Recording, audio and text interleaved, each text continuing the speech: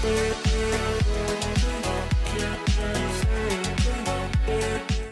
Dear learners, welcome to फ्यूके education.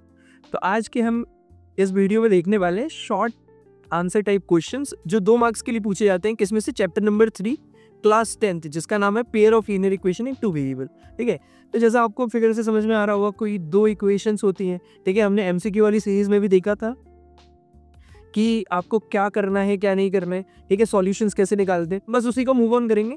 इसमें 2 marks के लिए अगर क्वेश्चन आता है तो एक छोटा सा वर्ड प्रॉब्लम दे देगा। ठीक है, तो वर्ड प्रॉब्लम में हमको क्या करना है, पहले इक्वेशन बना रही है, उसको सब्स्टिट्यूशन या एलिमिनेशन मेथड से सॉल्व करना है और आंसर लिख देना है। या फिर वो क्या करेगा, कंडीशन में क्वेश्चन देगा या फिर अननोन वेरिएबल या वैल्यूज पे दे देगा। ठीक है, तो आइए आज का सेशन हम शुरू करते हैं पहले क्वेश्चन से। तो देखते हैं पहला क्वेश्चन क्या बोलता है। पहला क्वेश्चन बोलता है half the perimeter of rectangular garden. Half the perimeter of rectangular garden. कोई एक रेक्टेंगुलर गार्डन रहा होगा, कोई एक रेक्टेंगुलर गार्डन रहा होगा। ठीक है, सपोज करते हैं कोई एक rectangular garden whose length is 4 metre more than it's width। whose length is 4 metre more. Length जो है वो ब्रेड्थ से 4 ज्यादा है, तो L बराबर B प्लस 4 हो गया। लेंथ बराबर B plus 4 metre. Find the dimension of the garden, यानी कि L और B निकालना है आपको। ठीक है, L और B निकालना है। हाफ द पेरीमीटर, अगर इसका पेरीमीटर P है तो हाफ द पेरीमीटर क्या हो गया, P/2। Half the perimeter, half perimeter का क्या मतलब हो गया, P/2। हाफ पेरीमीटर का क्या मतलब हो गया, P/2। Find the dimension of the garden, find the dimension of the garden. अगर हाफ पेरीमीटर इतना है, यानी कि L प्लस B/2 इतना है,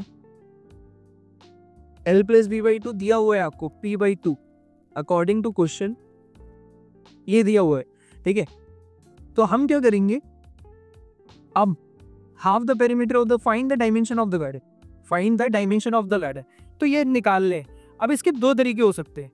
ठीक है, find half the perimeter of the rectangular garden is इतना।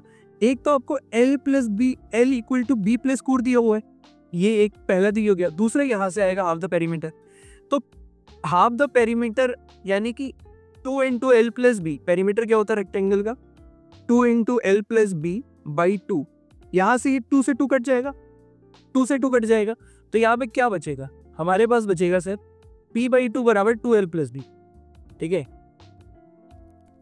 P/2 बराबर L प्लस बी। और ये किसके बराबर दिया हुआ है, अकॉर्डिंग टू क्वेश्चन ये 36 मीटर के बराबर है। अकॉर्डिंग टू क्वेश्चन ये 36 मीटर के बराबर है। ठीक है, तो L प्लस बी की वैल्यू कितनी आ गई, L प्लस बी की वैल्यू आ गई 36 मीटर। और हमको यहां से पता चल रहा है एंड ये इधर से हमारी फर्स्ट इक्वेशन जनरेट होगी। एंड L, इसको B को यहाँ ट्रांसपोज करो तो L minus B equal to 4, L minus B equal to 4 metre. यहाँ से हमारी दूसरी इक्वेशन आएगी। अब क्या करना रहता है, पूरे क्वेश्चन में आपको 2 अननोन देगा वो। ठीक है, यहाँ पे क्या क्या है, लेंथ और ब्रेड्थ, और यही तो निकालना है, find the dimension of the garden. अब मेरे को क्या फाइंड आउट करना है, लेंथ और ब्रेड्थ। ठीक है, तो हम क्या कर रहे हैं सर, इस एक को x इक्वल है, let the length be x या फिर let the breadth be x, तो दूसरे वाले को माई मान लेंगे। So breadth and breadth B,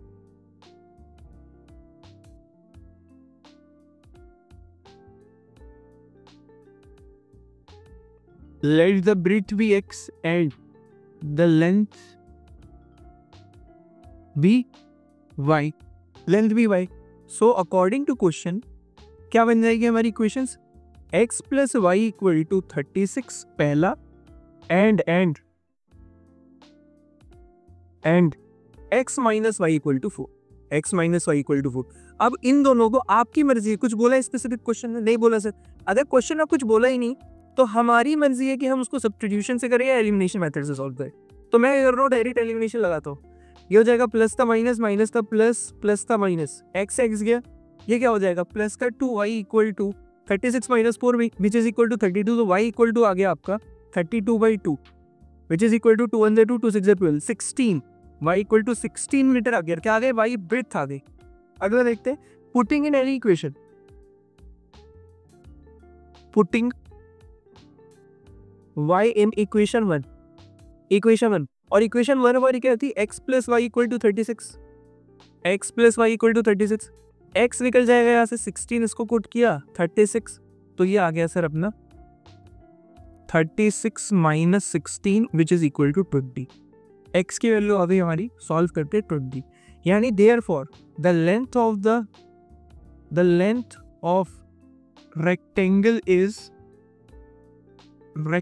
is 20 meter and breadth is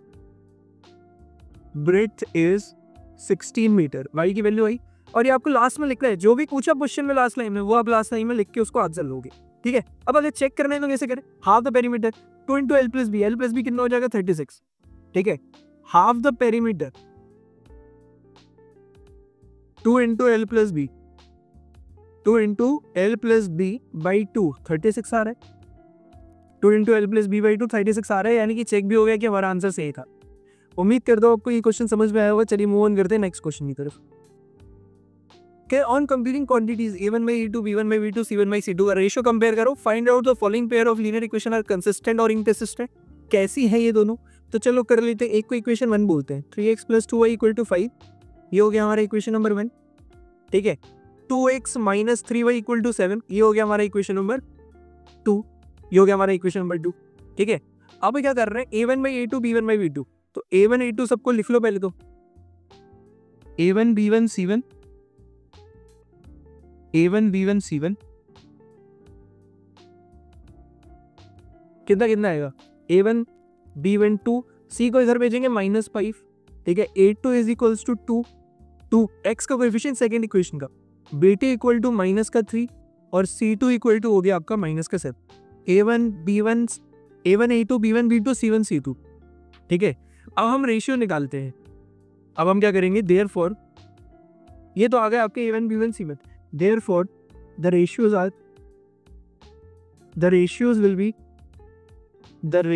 will be a1 by a2 equal to this, कितना आ रहा है 3/2, b1 by b2 equal to 2 by -3 and c1 by c2 equal to -5 by -7, ठीक है। -5 से -5 cancel होगा, 5/7। तो हमको दिख रहा है a1 by a2 is not equal to b1 by b2 is not equal to c1 by c2। So on comparing हमको क्या दिखा, a1 by a2 is not equal to b1 by b2, तो आगे तो लिख रहा भी नहीं दिखा is not equal to c1 by c2, ये दिखा, ठीक है। और हम जानते हैं c1 by c2 नहीं भी लिखोगे तो भी चल जाएगा, क्यों, क्योंकि ये किसकी कंडीशन है, देयरफॉर क्या पूछा था हमसे, कंसिस्टेंट और इनकंसिस्टेंट। कितने सॉल्यूशन, यूनिक सॉल्यूशन, एक सॉल्यूशन है ना, मतलब कंसिस्टेंट है। देयरफॉर क्वेश्चन क्या पूछा, on comparing the following pair of equation are, so therefore the following pair of equation are consistent. Solution था ना, ये किसकी सॉल्यूशन है, यूनिक लाइन की सॉल्यूशन है, यूनिक सॉल्यूशन है, या फिर ये रिप्रेजेंट करता है आपका यूनिक सॉल्यूशन की कंडीशन रिप्रेजेंट करता है, या फिर क्या करता है आपका यूनिक सॉल्यूशन करता है, या फिर इंटरसेक्टिंग लाइंस करता है, ठीक है, और या फिर कंसिस्टेंट सॉल्यूशन, ठीक है। एक सॉल्यूशन है मतलब कंसिस्टेंट है, ठीक है। तो उम्मीद करता हूँ सिंपल क्वेश्चन, ये तो हमने एमसीक्यू में भी डिस्कस किया था, बस आपको उसको लेंथी करके लिखना है, यही 2 मार्क्स के लिए आ जाएगा, ठीक है। चलो, तो उम्मीद करता हूँ ये क्वेश्चन समझ में आया होगा। Moving to the next question देखेंगे। सॉल्व करना है और find the value of m for which y equal to this and this, ठीक है। तो पहले तो सॉल्व करो, 2 इक्वेशन दिए, 2x + 3y इक्वल टू 11, पहली इक्वेशन। दूसरी equation 2x - 4y equal to -24, ये हमारी सेकंड इक्वेशन, ठीक है। तो अगर इसको सॉल्व करना है, किसी से कुछ बोला, एलिमिनेशन या सब्स्टिट्यूशन, अगर बोल देता तो हम उससे ही करते, नहीं बोला तो हम किसी से भी मूव ऑन कर जाएंगे सर, ठीक है। तो चलो एलिमिनेशन से करते हैं। x सब्ट्रैक्ट कर रहा हूँ, साइन चेंज होगा, माइनस का प्लस, 2x से 2x बहुत कैंसिल, क्या बचा 3x + 4y, 7y equal to 24 + 11 34 so y equal to 7y transpose होके उस साइड जाएगा 35/7, तो 7 5 35, y की वैल्यू हो गई हमारे पास 5। अब इस y की वैल्यू को किसी भी इक्वेशन में रख दो, आप चाहो 2 पे रखो, आप चाहे 1 पे रखो, वहां से आपको x की वैल्यू मिल जाएगी, ठीक है। तो सब्स्टिट्यूटिंग या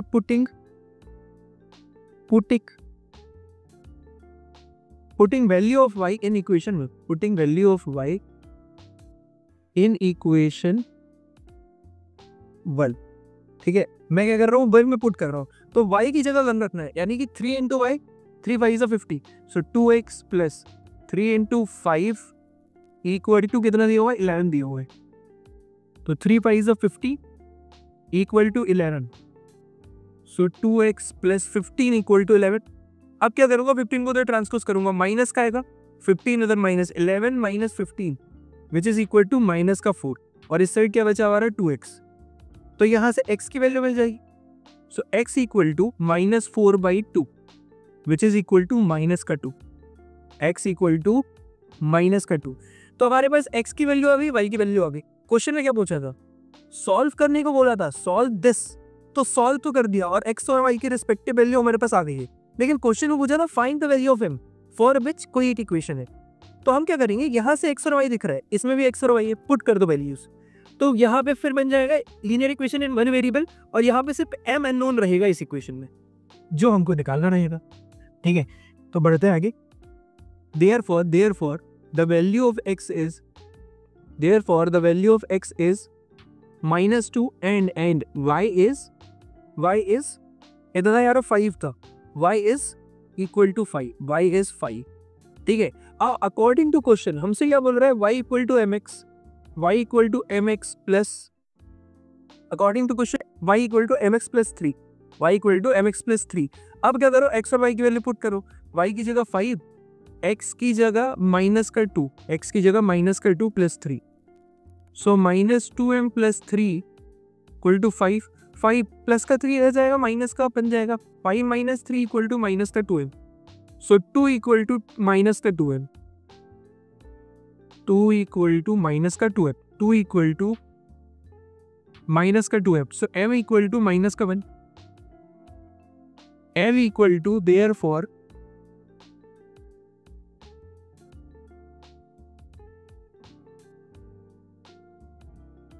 therefore m equal to minus का 1, therefore m equal to minus का 1,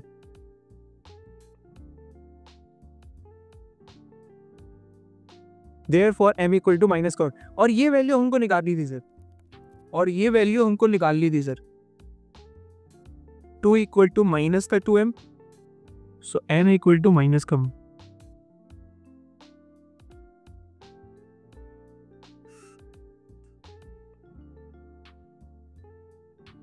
ठीक है, m इक्वल टू माइनस का 1, ठीक है। ये हमारी वैल्यू आ गई, तो हमको यही क्वेश्चन में निकालना था।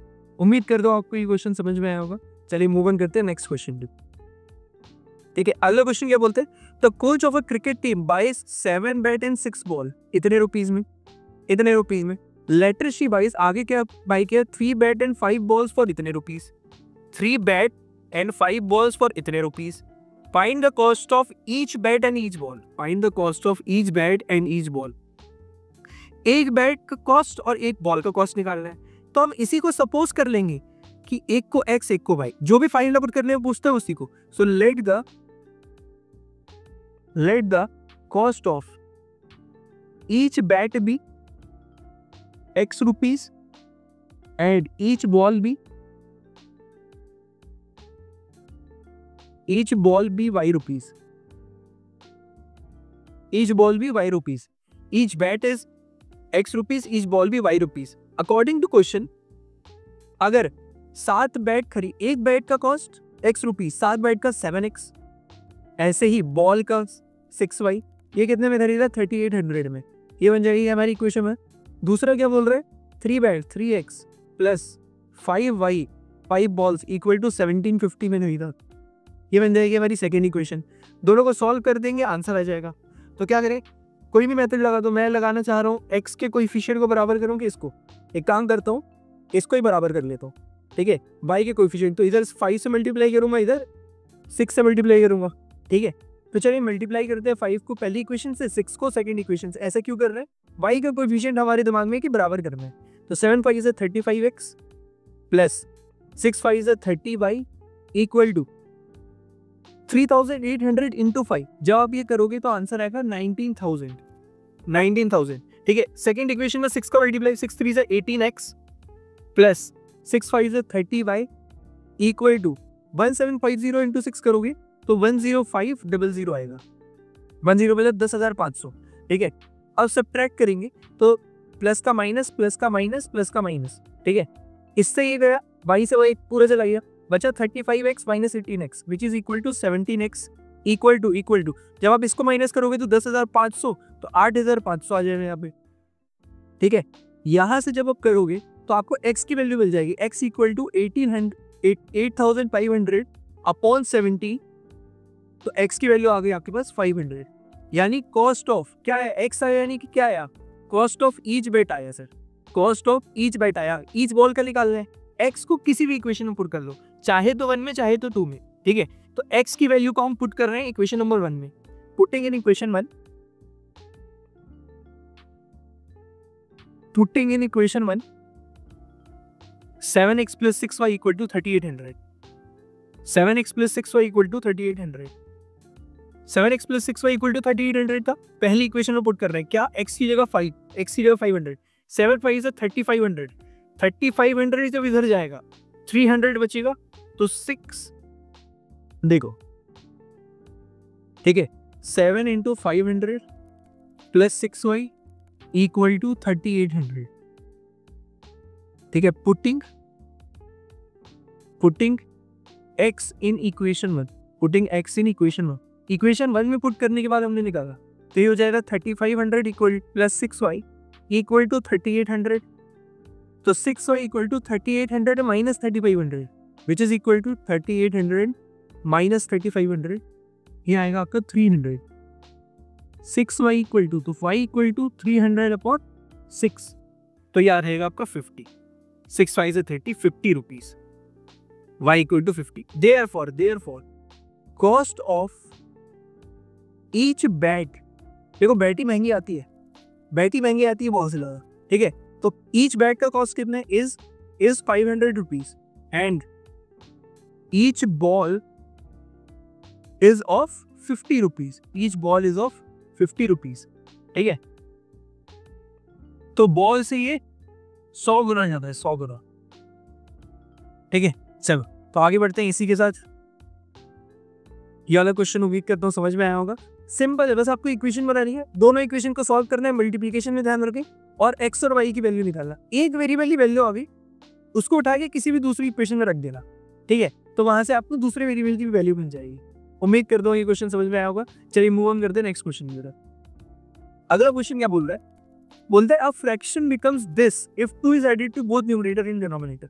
अच्छा, फ्रैक्शन वाले क्वेश्चन में फाइंड द फ्रैक्शन पूछे आपसे वो लास्ट में, तो let the fraction be x by y, let the fraction be x by y, let the fraction be x by y। अगर x by y फ्रैक्शन है, ठीक है, अकॉर्डिंग टू क्वेश्चन बोलता है अगर 2 is added to both numerator and denominator, चलो add कर देते हैं x + 2 y + 2, तो हमको क्या मिलना चाहिए यहाँ पे 9/11। यहाँ से पहली इक्वेशन आनी चाहिए cross multiply, 11x + 11 2 22 equal to 9y + 9 2 18, 9y + 9 2 80। ठीक है, 9y, तो ये हो जाएगा 11x - 9y इक्वल टू 22, उधर जाएगा नेगेटिव में चले जाएगा, तो माइनस का 4, ये रही हमारी पहली इक्वेशन। ठीक है, दूसरा देखेंगे क्या बोलता है, if 3 is added to both numerator and denominator it becomes 5/6। अगर 3 को जोड़ता मैं इसमें तो ये क्या बन जाता है 5/6, क्रॉस मल्टीप्लाई करेंगे 6x + 6 3 18 equal to 5y + 15, 5y + 15। ठीक है, तो 6x - 5y इक्वल टू 18 उधर जाएगा -3, ये हो जाएगा अपनी सेकंड इक्वेशन, अब फर्स्ट और सेकंड इक्वेशन को मिला के सॉल्व कर दो, आंसर आ जाएगा। तो फाइंड द फ्रैक्शन, फिर x by y लिख देंगे फ्रैक्शन में। चलिए सॉल्व करते हैं। ठीक है, पहली equation 11x - 9y, 11x - 9y equal to -4, ये हमारी पहली इक्वेशन है। सेकंड इक्वेशन क्या बोलती है, 6x - 5y equal to -3, 6x - 5y equal to -3, ये हमारी सेकंड इक्वेशन। दोनों को सॉल्व करें किसी भी मेथड से, एलिमिनेशन, सब्स्टिट्यूशन, और x और y की वैल्यू निकाल देंगे। ठीक है, तो एलिमिनेशन से अगर सॉल्व करना है तो क्या करना पड़ेगा, ठीक है, 11 इसमें 6 का मल्टीप्लाई, इसमें 11 का मल्टीप्लाई। ठीक है, 6 11 6 66x माइनस x के कोएफिशिएंट को मैं क्या कर रहा हूँ, बराबर के बना रहा हूँ, इसलिए इधर 6 इधर 11। ठीक है, 66x minus 9 6 54y equal to 6 4 24। ठीक है, 11 66x minus 55y equal to 11 3 से माइनस का कड़ी नहीं। ठीक है, नेगेटिव पॉजिटिव पॉजिटिव, ये कैंसिल हुआ, ये क्या आ गया आपका y equal two plus 33 minus 24 34 होता, लेकिन एक कम है तो 9 बचा, y equal to 9। Putting in any equation, putting in equation 1। अब आप पुट करना, एक पुट कर भी देखना तो आपकी प्रैक्टिस रहेगी। मैं डायरेक्ट करता हूँ, 9 9 से 81, 81 उधर गया तो 11x इक्वल टू माइनस का 4 प्लस का 81, 81 प्लस का माइनस का 4, ये क्या दे देगा आपको, माई प्लस का 77। 11x equal to 77, x equal to 77 by 11, तो 11 7 से 77, 11 7 से 77, x बराबर 7, x बराबर 7, x बराबर 7, x बराबर 7। सो 11 7 से 77, x की वैल्यू 7 है।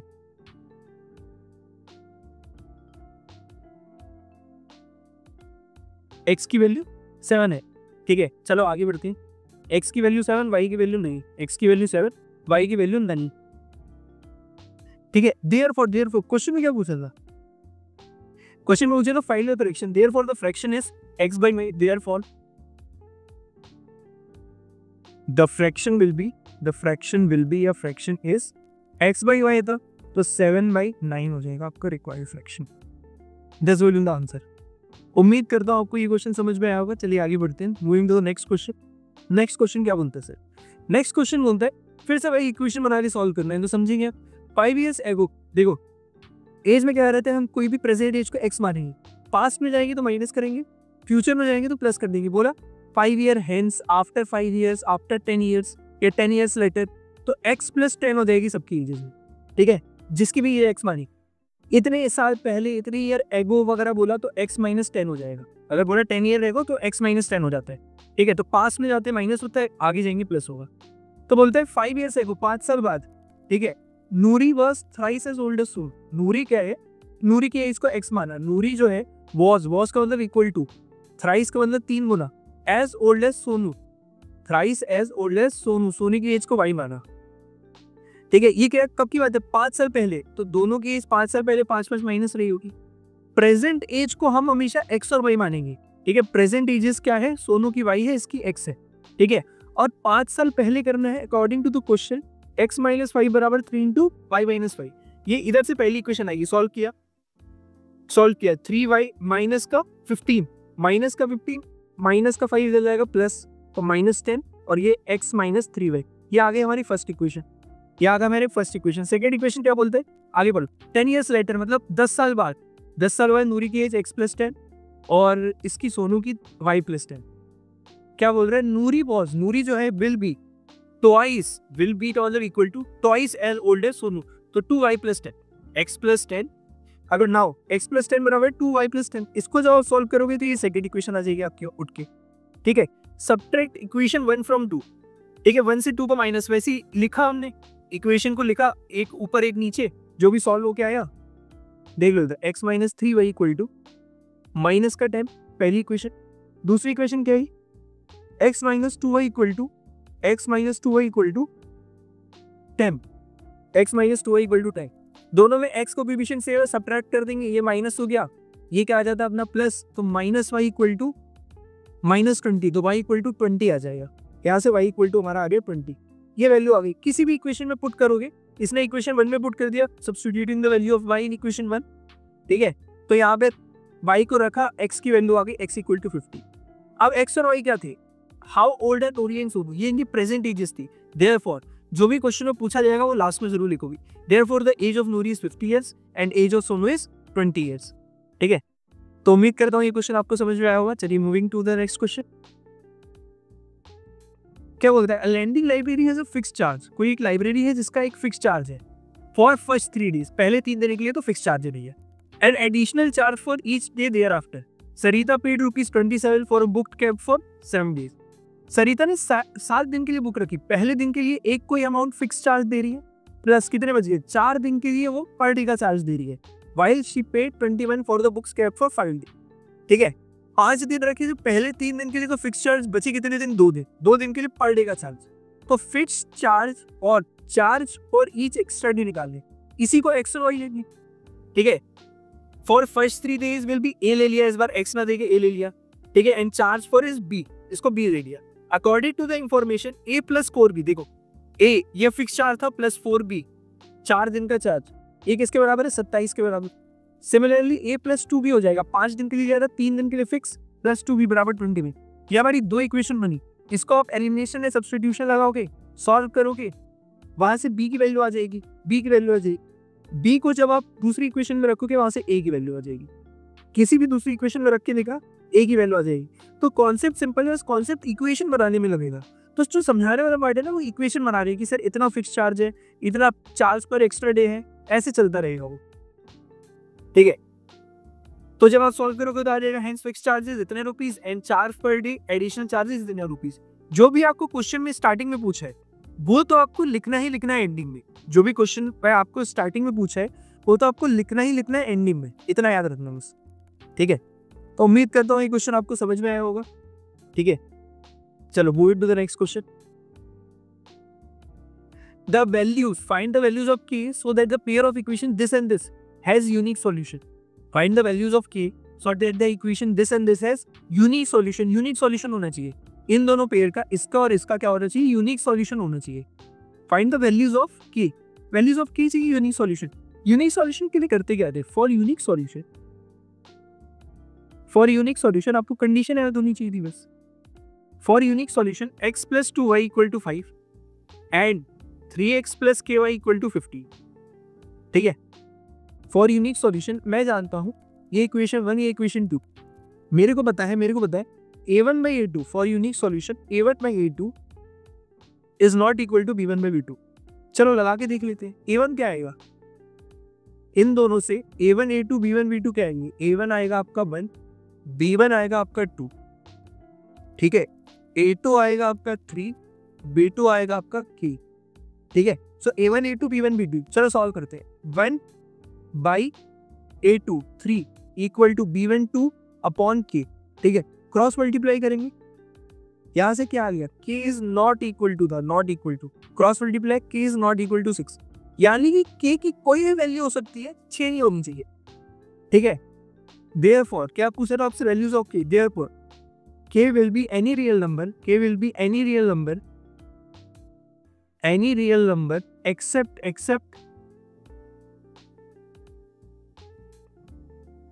ठीक है, except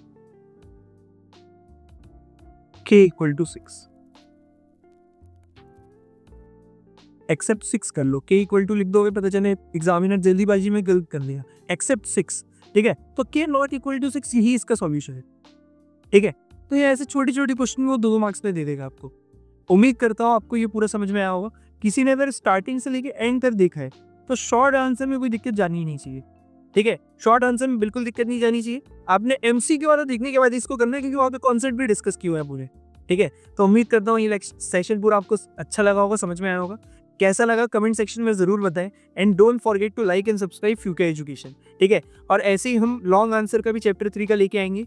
तो मिलते हैं नेक्स्ट वीडियो में। Thank you.